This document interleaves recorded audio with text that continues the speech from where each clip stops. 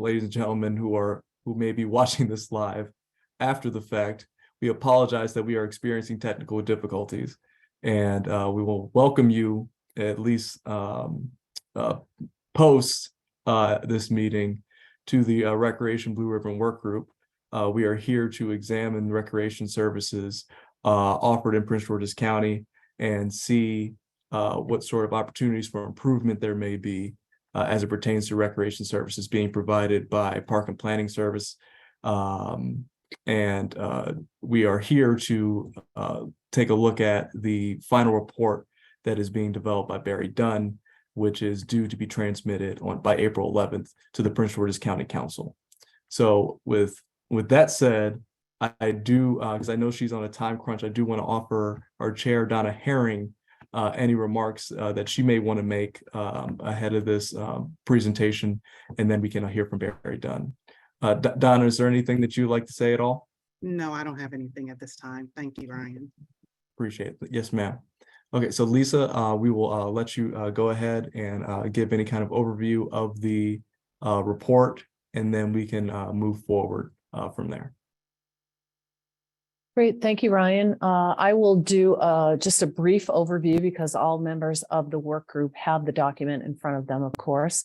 And this is obviously for the people watching later on.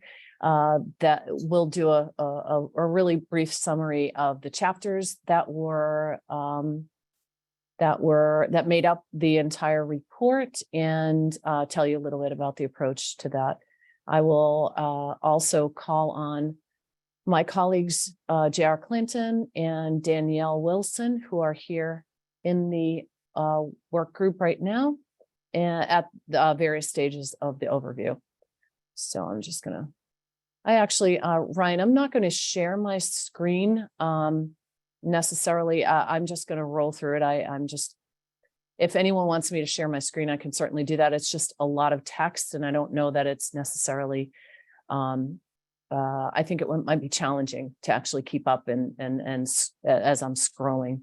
So the document, the study report had a table of contents at the very beginning. We looked at various portions of the service elements, and the first section was an executive summary that detailed House Bill 1057 and the establishment of the Blue Ribbon Work Group, and then summarize the charge of the work group.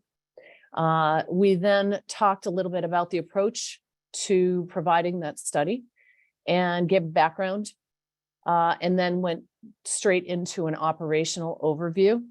And the operational overview entailed reviewing all of the Maryland National Capital Parks and Planning Commission's DPR department operations as it pertains to this particular study, and understanding its mission, and the reviewing the existing plans, such as the Master Plan Formula 2040. And it also has a summary of staff meetings that we conducted with MNCPPC staff. We also did a cursory review of the county's departments, but there being that there's not a department or an entity that a future Park and Rec department or recreation department would fit under, that was more of just a high-level overview. We talked a little bit about the organizational structure and provided an organizational chart.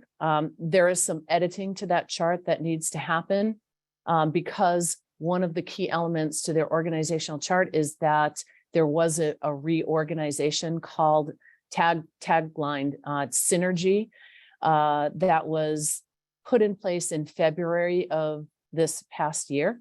It was an effort to realign services with skill sets and streamline services to the public. And frankly, we got some of that wrong in that organizational chart that was published in this draft plan. So we've already fixed that. At this point too, I also want to say that that members of the panel work group, I mean, we do know that there's some formatting issues that were carried over because for some reason some of the Word document does not translate exactly well into a PDF document. So we know what those are. Those aren't real format issues, but those will all be addressed when we actually have the final plan in place. We had a service overview of all of the services that were reviewed within MNCPPC DPR's agency. And then we talked a little bit about the previous facility and asset inventory that was part of the Youth Sports Strategic Plan that was completed in 2022. Provided some information about the equity of services and equity of facility placement across the county, and then provided some of the outcomes of that study so that the general public could understand really some of the things that have been happening, both actually with the Synergy reorganization as well as the Youth Sports Strategic Plan. We actually went into some a big element of this plan was about understanding the key operational considerations that specifically address the elements of House Bill 1057.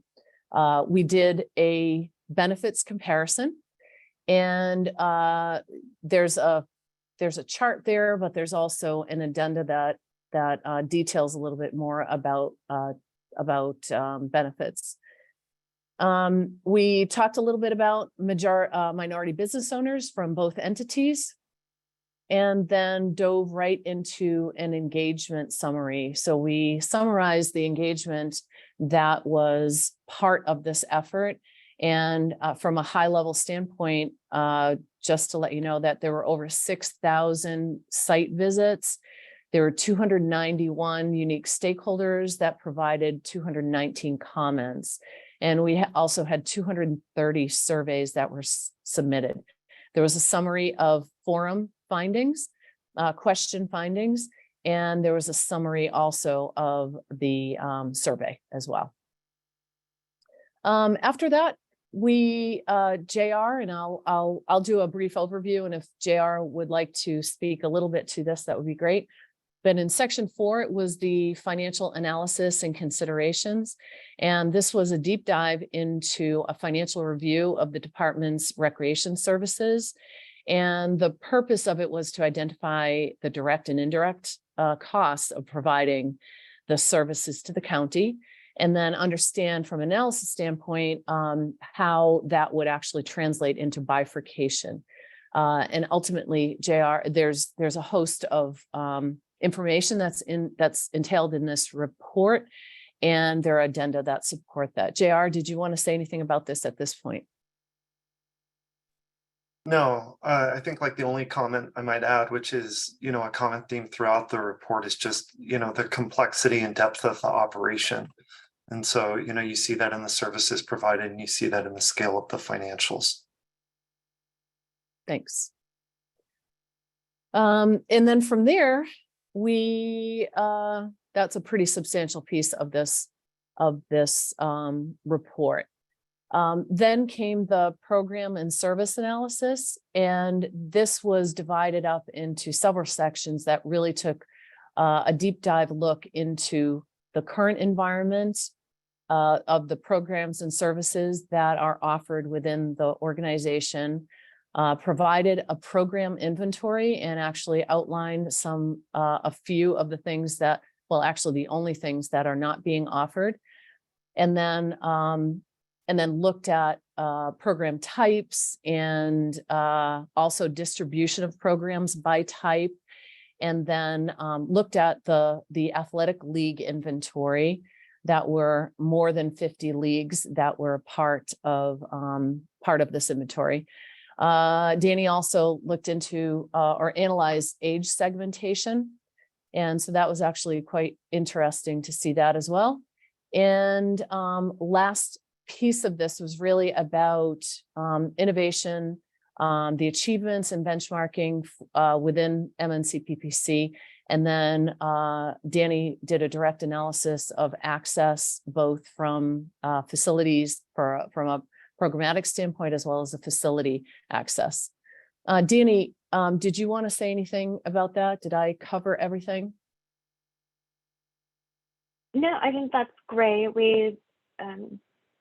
I assume you'll continue on with after Yep. figuring out what the current environment is, then we went into how things are being offered and how that relates to potential bifurcation. Yep. I'm sorry. I should have said I was going to just pause there and let Danny correct anything that I may have forgotten.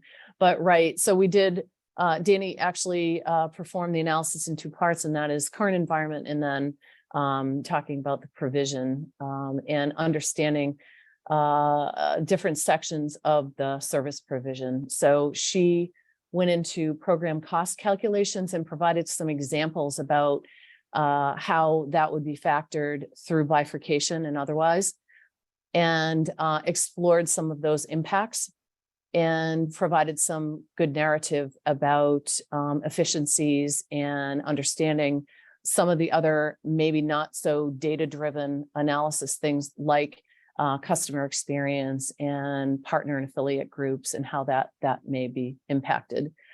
Also, there was a program cost example that allowed people to understand a little bit more about that program service delivery.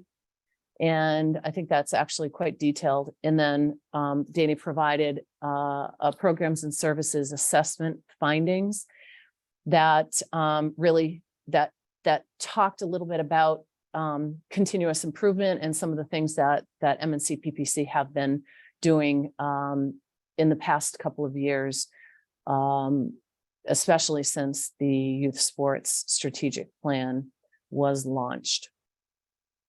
And then provided some recommendations or some key areas that were impactful as well. And then there was a summary, and then we also went into, we all worked on a bifurcations consideration summary. And that actually kind of summarized all of the considerations in one table, and provided also an opportunities summary as well for the panel, the Blue Ribbon Work Group, to be able to kind of see at a glance. There were also several addenda that were part of this, part of the study, the draft plan, and those are included in the end of the report.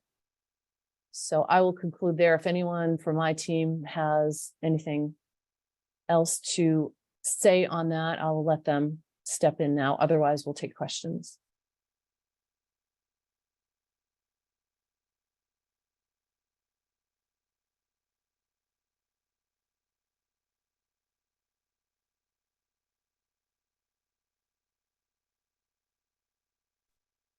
Lisa, just a quick question. I know I sent some comments regarding the org chart. You mentioned it's going to be corrected. Will we have a chance to look at it once you have the final before it goes to the county council on Tuesday? Oh, I assume so. Right. Yeah, we'll make those. We really wanted to address any kind of edits all at the same time rather than piecemealing them, but one of yours have already been incorporated into the next draft. Okay, thank you. Yep. Lisa and Ryan, I'm speaking on behalf of Senator Benson and Delegate Harrison, and I couldn't hear everything at the beginning, but I'm trying to figure out, because I know that Andrea and Senator Benson haven't been able to attend a lot of these meetings because they were in session. But one of the things they wanted to know was that would they get another opportunity to view this? And Ryan, you might have addressed this already. They wanted to know, was it going to be able for the legislation to see it, or at least for those two to see it, because they're a part of the work group. To see the report? Not just to see it, yeah, but to see it, I even just to hear the presentation that Lisa just gave. Well, we've sent them, they have the report.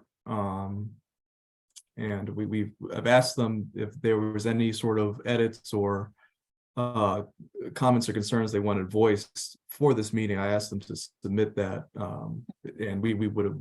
I haven't received anything from them in that regard, but we would have addressed that here as well. And again, this meeting is being recorded and will, unfortunately, is not being aired live, but it will be posted after the fact, immediately after the fact. So they will be able to view all this information as soon as it's available. So I'm reading her note to you, and it says we may request a full briefing. Since they weren't able to participate, we may request a full briefing before the Prince George's House and Senate delegations. I don't know if that's possible, or if that's even a part of what we can do. I mean, the session ends on Monday, so I don't know that it's going to be possible. But the people who were in session, even just Joanne and Andrea, I think they really have been so busy in session. Mm-hmm. They haven't had a lot of time to really take a look at this and participate in the briefings. Sure. No, if there's a meeting that we want to set aside just to provide any kind of insight as to how the process went or what the report says, we can certainly provide information and have to sit down with them and do all of that. That's not an issue at all. Okay. Mm-hmm. Thank you. Will it be before the 11th though? Before next Tuesday? You said this is going to be finalized on the 11th, I think. Yeah, the legislation says that this final report needs to be presented to the county council on April 11th. I think that's Tuesday. Okay. Yeah. So I'm sorry, clarification. You said presented to the county council, or it will be transmitted to the county council? Transmitted. I apologize. Transmit is the report will be sent to the county council for their review. I believe on Tuesday, or by Tuesday rather.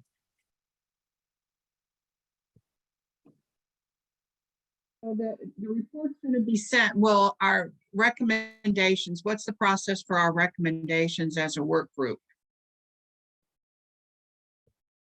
Is it just we report, I mean, we vote favorably or unfavorably, or do we have comments? I mean, what's the process of, as far as our recommendations, and will our recommendations be attached to this this report? Yes. So if you have any kind of edits, recommendations, or proposals to include with the report, that's why we sent it last week. Please get those in as soon as possible so we can incorporate all of that.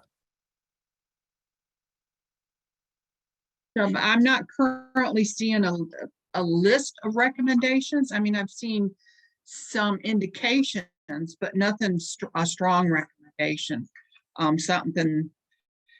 I mean, do we as a group vote on individual recommendations or as a package recommendation?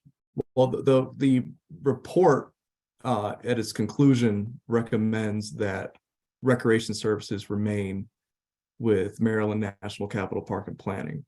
And it also has further recommendations as to what kind of adjustments and policy recommendations could be made to improve recreation service delivery here in the county. So those are the recommendations of the report. Now, if you have, based on the information that's been provided over the last few months, if there are any additional recommendations and suggestions or edits that you have to make to this report, please get those in to us as soon as possible. Okay, I do have a question about the relationship with the Prince George's County School Board. Now I know you, it just says there are two recommendations that it sounds like the agency is coordinating things adequately with the school board. But has there been a final use agreement? I know there at one point they were talking about a use agreement. Has that been finalized, or are we just in the report talking about working towards finalizing an effective work agreement with them?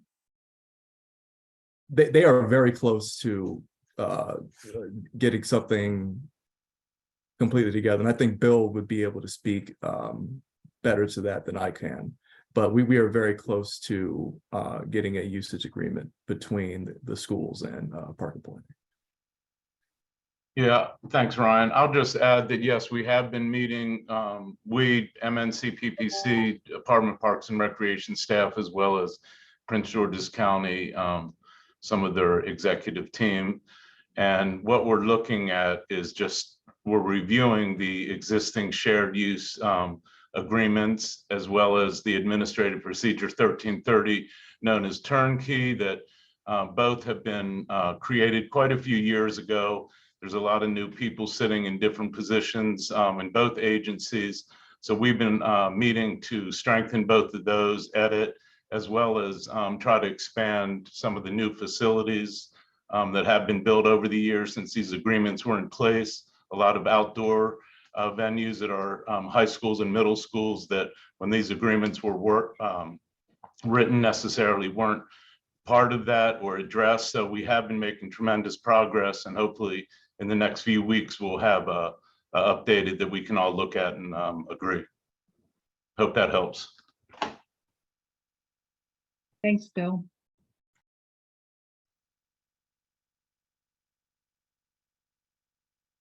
But let me just add, we continue to meet with them, right, to work towards that. We are coming up to, Bill and the group has been meeting weekly, and we have coming up a couple of more in-person meetings to work through this. Now, I have one more question, and I read the report, but where you mentioned recommendations, are you listing all the recommendations under the summary, or is it going to be a different section for that? What is the final recommendation from this group is what I'm looking for. Yeah, and we placed considerations throughout the document. We honestly, we did not, I would say that our analysis really provides a thought that the data points to keeping the service provision with MNC PPC DPR. We did not provide a stark recommendation at the end of that. And we went back and forth, our team went back and forth and reread the RFP, and what we really were charged to do was to provide you with data and analysis so that the Blue Ribbon work group could make that recommendation. We're happy to provide that recommendation within the report if that's the thought of the work group.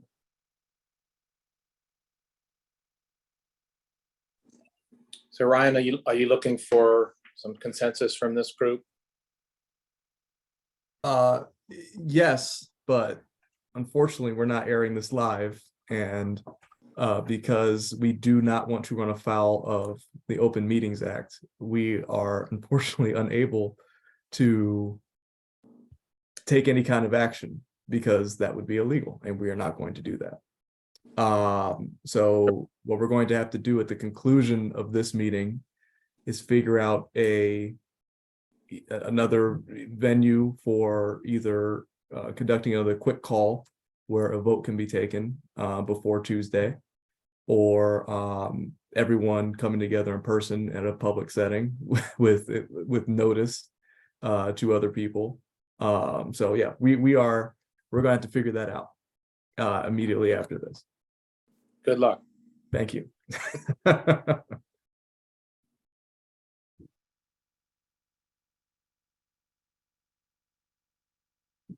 You have any other questions?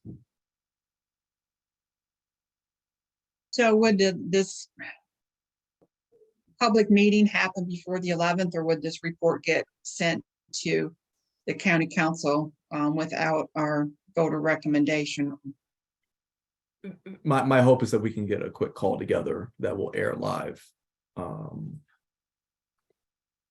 don't know if it's either tomorrow or if it's on Monday, but hopefully we can pull something together that provides adequate notice to the public to let them know that a vote will be taking place. Again, but before that meeting takes place, this call will be posted live on not live, but will be posted after the fact on YouTube. So the public will be able to view this conversation, and then we'll be able to see live whatever decision is made by this body. So hopefully we get all the deliberation out now, and then we hop on a quick call that lasts 10 minutes to have a vote.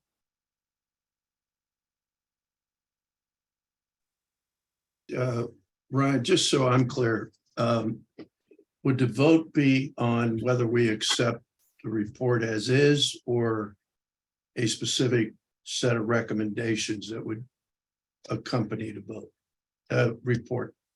Well, the recommendation is to either there was the three options to either have recreation services remain with Maryland National Capital Park and Planning, have them go to a quasi-governmental agency in Prince George's County, or have them go to a county agency.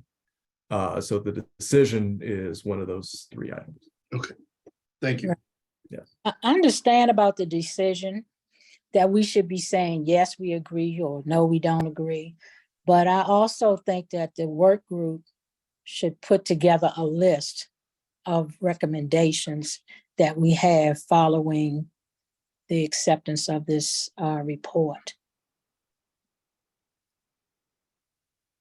And the recommendations may be something, something that we can do to show improvements, because I don't think all of those improvements, yes, we accept the report, but I don't think we're showing what needs to be done in the future to still make it better.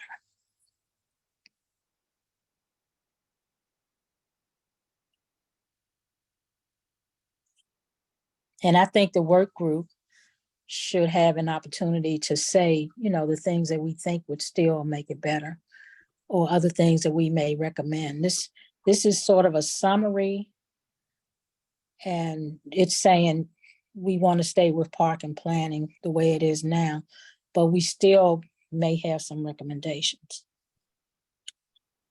Ryan, I'll just address that. I do think that in a careful reading of that, I think especially Danny took great pains to make some specific comments about improvements and areas to look into that would in essence tee it up for the work group to make those recommendations. Those are contained throughout the report document. Right.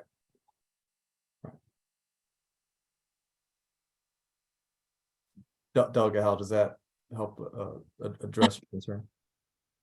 I don't know. How does the rest of the work group feel? Do you feel like we need to have a list somewhere of recommendations, or do we think that this report speaks for our recommendations? Yeah, that's part of what I was concerned about.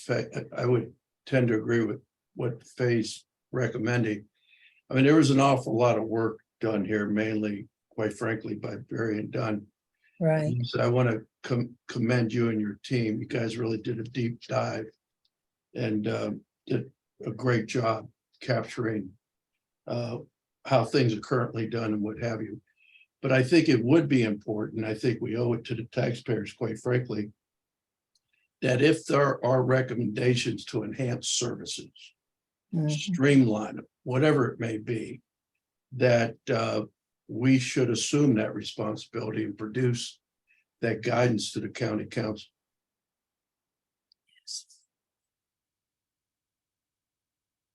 I have a question. What, the Park Advisory Board, would they get a copy of these recommendations, or is it, Wanda, maybe you can speak to this. Is the board active right now, the Park Advisory Board?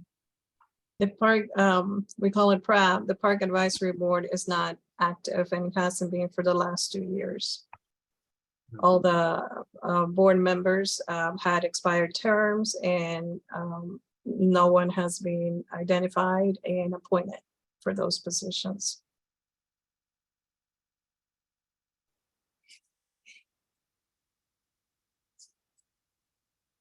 Thank you, because I didn't see anything mentioned in this report about the crab board.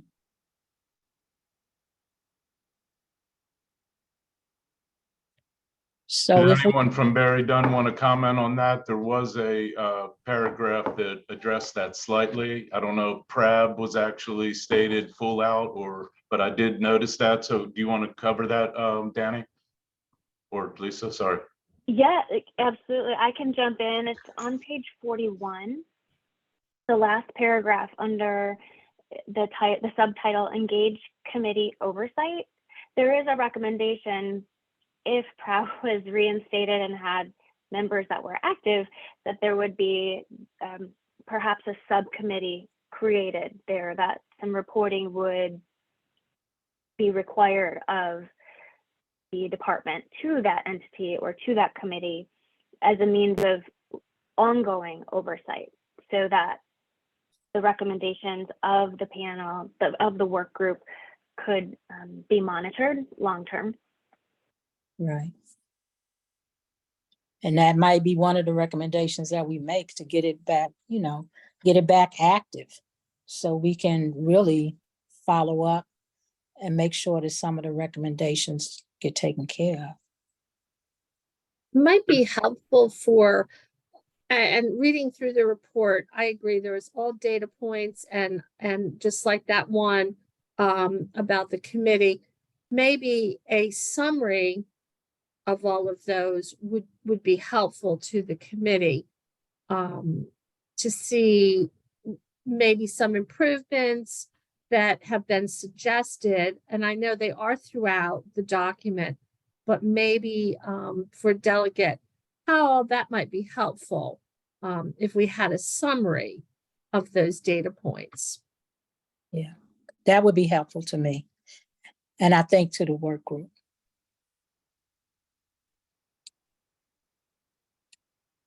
I might suggest page 43, that was the summarized version of those opportunities, the table 6.2 could be what you're looking for. Now, if we need to adjust, for example, the final line of 6.2 says report progress to an oversight committee.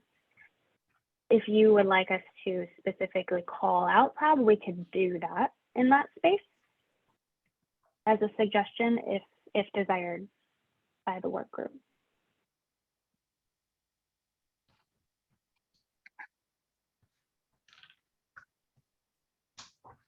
Well, that's still not quite what I want to see, but yeah, that might help.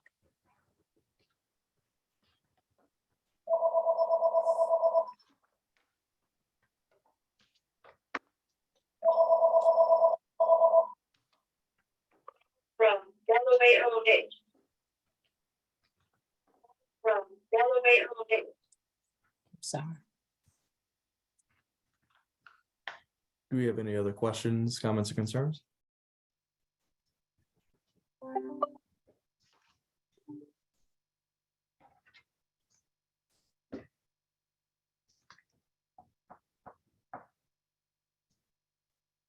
I guess my comment would be that, well, first of all, I appreciate all that was done. This was a lot of work. And like it's been said before, most of it was done by you all, and I appreciate that. But I still would like for us, Ryan, to meet and talk about finalizing our recommendations and putting together something from us to go along with this report.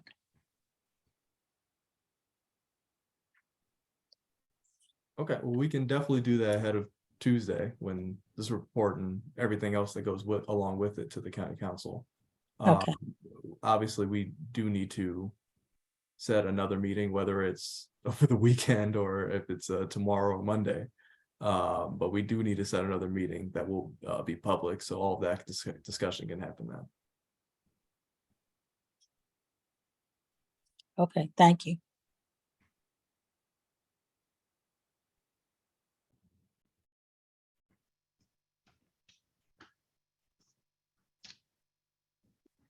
Anything else from anyone? Okay, we're hearing none. Thank you all for joining us, and thank you for this conversation. And thank you all. We apologize for the technical difficulties that happened on this call. It will be posted immediately after this meeting, and we will be posting another public meeting that will hopefully happen without any other technical issues, where a final vote will be able to take place. So again, thank you all for being with us and bearing with us, and we will see you at our next final meeting. Thank you. Have a good one. Thank you.